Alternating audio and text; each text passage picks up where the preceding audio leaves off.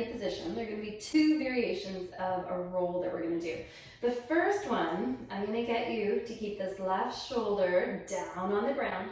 Right arm is going to reach forwards, and I want you to get your tailbone off the ground a little bit, connect to that anterior abdominal wall, and you are going to roll as a chunk. Shoulder girdle is chunked together with your pelvis, and you're going to roll 45 degrees towards the left. Keep that shoulder blade back, and you're going to hold for me for 10 seconds. Good. Keep that anterior abdominal wall connection. Breathe out. Keep the shoulder blade back, 5 more seconds. You don't have to go to 45 degrees. You can go further if you can. Just do what you can, and then drive through your arm and come back up to square.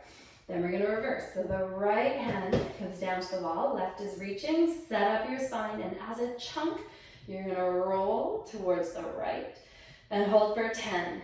You should be shaking a little bit. That tailbone is tucked, really connected to the anterior abdominal wall, and we're working our oblique chains for this, which is really important because often there is an asymmetry between the two. 5 more seconds.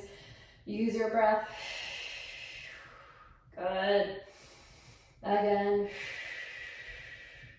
Good. Drive through the arm. Come on, back up.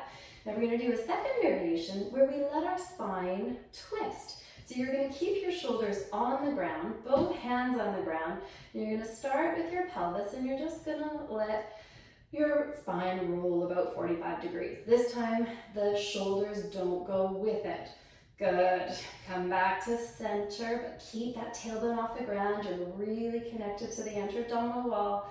And same thing this side, starting with the pelvis and rolling one segment at a time. And you can come back and do a couple of these. So it's just that difference of, do you chunk it together, stabilize it, or do you let motion happen segmentally? Good. Maybe 3 times, but the whole time keep those shoulder blades back. Don't let them pop forwards, and don't let that tailbone come down to the ground. I really want your back nice and flat.